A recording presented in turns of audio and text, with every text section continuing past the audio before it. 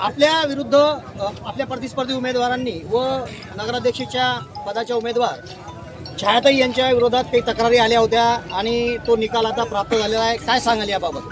निश्चितपणे आज यावल नगरपालिकेची सार्वत्रिक निवडणूक 2025 याच्या संदर्भामध्ये उमेदवारांचे छाननी अर्ज आज या ठिकाणी चेक केले जाणार होते आणि छाननी झाल्याच्यानंतर या ठिकाणी आपल्या यावल नगरपालिकेच्या महाविकास आघाडीच्या शिवसेनेच्या उमेदवार सौ छायाताई अतुल पाटील यांच्यावरती आणि प्रभाग क्रमांक 11 ब मधून माझ्यावरती, त्याचबरोबर आमच्या 11 अ च्या उमेदवार सौ सुरेखाताई शरद कोडी या तिघं लोकांवरती त्या ठिकाणी आक्षेप घेऊन हरकत घेण्यात आली होती. त्या हरकतीच्या अंती या ठिकाणी हरकत झाल्याच्यानंतर सुनावणी पार पडली. ज्यांनी आमच्यावरती हरकती घेतल्या होत्या त्यांनी या ठिकाणी वकिलाच्या मार्फत त्यांचं म्हणणं या ठिकाणी मांडलं. आम्ही देखील आमचं म्हणणं या ठिकाणी, मी तर माझं म्हणणं स्वतः सौ छाया पाटील आणि माझ्या केसमध्ये तर मी माझं म्हणणं स्वतः त्या ठिकाणी आर्ग्युमेंट केलं. माझं म्हणणं मी त्या ठिकाणी लेखी प्रमाणात सादर केलं. साधारणपणे हा सगळा हरकतीच्या संदर्भामधला मुद्दा 3 वाजेपर्यंत त्या ठिकाणी सुनावणी झाल्याच्या नंतर आता 6:15 वाजता या ठिकाणी माननीय निवडणूक अधिकारी यावलच्या तहसीलदार मोहनमाला नाझीरकर यांनी या ठिकाणी निकाल दिलेला आहे. खरं म्हणजे कुठल्याही प्रकारच्या हरकतीमध्ये कुठल्याही प्रकारचा दम नव्हता. परंतु यावलची नगरपालिका आता उद्धव बाळासाहेब ठाकरे शिवसेना जिंकते. यावलची नगरपालिकेची निवडणूक यावलच्या जनतेने हातामध्ये घेतलेली आहे आणि म्हणून ही निवडणूक आता आम्ही जिंकणार आहे. म्हणून विरोधकांना या ठिकाणी पोटशूळ उठला आणि त्या माध्यमातून या ठिकाणी आमचं पॅनल आणि पॅनलच्या प्रमुख उमेदवार नगराध्यक्षाच्या आणि पॅनलमधला मी दुसरा प्रमुख कार्यकर्ता ओबीसीमधून मी जो उभा आहे, या लोकांना त्या ठिकाणी अनर्ह करायचा आणि उभं राहण्यास तुम्ही पात्र नाही अशा प्रकारची भूमिका विरोधकांनी त्या ठिकाणी घेतली.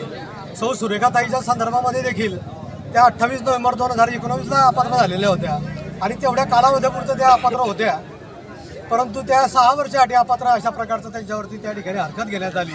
परंतु सुप्रीम कोर्टाच्या सायटेशननुसार आमच्या वकिलांनी त्या ठिकाणी सुरेखाताईची बाजू मांडली आणि त्याच्यामध्ये तो अर्ज देखील विरोधकांनी जो वादीने त्या ठिकाणी ज्या आमच्या तिघांच्या विरोधामध्ये जो अर्ज सादर केलेला होता तो माननीय निवडणूक अधिकाऱ्यांनी या ठिकाणी फेटाळून लावला. खरं म्हणजे मी निवडणूक अधिकाऱ्यांचं देखील या ठिकाणी स्वागत करेन, कारण सुनावणी झाल्याच्या नंतर 3-3.5 तास या ठिकाणी निकाल येत नाही. म्हणून कार्यकर्ते या ठिकाणी वेगवेगळ्या प्रकारच्या चर्चा करत होते की कुठला कोणावर काही दबाव येतो का. परंतु राम प्रभू शास्त्री यांच्या निर्णय देण्याच्या बाण्याने या ठिकाणी तहसीलदाराने मेरिटवरती निर्णय दिलेला आहे. म्हणून आम्ही त्या निवडणूक निर्णय अधिकाऱ्यांचे देखील या ठिकाणी आभार मानू आणि या ठिकाणी आमच्या विजयाचा रथ या रोखण्याचा प्रयत्न या माध्यमातून झाला. संपूर्ण यावल शहरामध्ये आज याच्याबद्दल चर्चा होती आणि अनेकांनी या 3-3.5-4 तासाच्या कालावधीमध्ये अनेकांनी आम्हाला या ठिकाणी फोन करून आमच्याबद्दल सहानुभूती या ठिकाणी व्यक्त केली. परंतु खरं म्हणजे न्याय झाला आणि निश्चितपणे यावलच्या जनतेच्या मनावरती आता या ठिकाणी महाविकास आघाडीचं या ठिकाणी लोकांनी ती निवडणूक आमच्या हातात घेतली आहे आणि निश्चितपणे मला खात्री आहे की येणाऱ्या 2 डिसेंबरच्या निवडणुकीनंतर 3 डिसेंबरला जो निकाल येईल त्याच्यामध्ये प्रचंड बहुमताने आमचं पॅनल, आमच्या नगराध्यक्षांना आम्ही सारे नगरसेवक या ठिकाणी निवडून येऊ. पहिली लढाई आम्ही या ठिकाणी जिंकलेली आहे.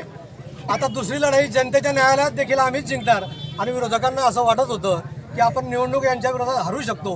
म्हणून आमच्या 3 उमेदवारांवरती या ठिकाणी बालंट आणण्याचा प्रयत्न झाला, परंतु शेवटी न्याय या ठिकाणी झाला आणि कायदा हा श्रेष्ठ आहे आणि कायद्यानुसारच आम्हाला या ठिकाणी आमची उमेदवारी या ठिकाणी आज निश्चित झालेली आहे. धन्यवाद. यावलकर जनतेने आज या ठिकाणी जे अनेक फोन केले, खरं म्हणजे त्या जनतेला देखील धन्यवाद देतो. त्यांनी देखील आम्हाला या ठिकाणी आमचं मनोबल या 3-3.5 तासाच्या काळामध्ये आमचं मनोबल वाढवण्याचं काम यावल शहरातल्या तमाम नागरिकांनी या ठिकाणी केलं. म्हणून यावलच्या जनतेचे देखील आभार या ठिकाणी मानतो आणि विरोधकांमध्ये जो उन्मत्तपणा आहे आणि एखाद्याला बिनविरोध करू, एखाद्याचा सीट त्या ठिकाणी एखाद्याची उमेदवारी त्या ठिकाणी फेटाळून टाकायची आणि आपण बिनविरोध निवडून देऊ हे जे त्यांनी स्वप्न पाहिलं होतं ते स्वप्न या ठिकाणी या निकालामुळे उद्ध्वस्त झालेलं आहे. पुढे देखील आम्ही निवडणुकीमध्ये त्यांनी पाहिलेलं स्वप्न या ठिकाणी उद्ध्वस्त केल्याशिवाय राहणार नाही. आपण सारेजण पाहताय की अनेक जनता, यावल शहरातले अनेक नागरिक, तरुण, आबालवृद्ध या ठिकाणी शेकडोच्या संख्येने या ठिकाणी आले आणि या 3-4 तासामध्ये साऱ्यांनी आम्हाला या ठिकाणी संवेदना आमच्या संदर्भामध्ये सहानुभूती या ठिकाणी व्यक्त केली आणि न्यायालय तर आमच्या बाजूने होतंच, परंतु जनता देखील आमच्या बाजूने होती आणि आज हे चित्र आपण सारेजण या ठिकाणी पाहतात. धन्यवाद.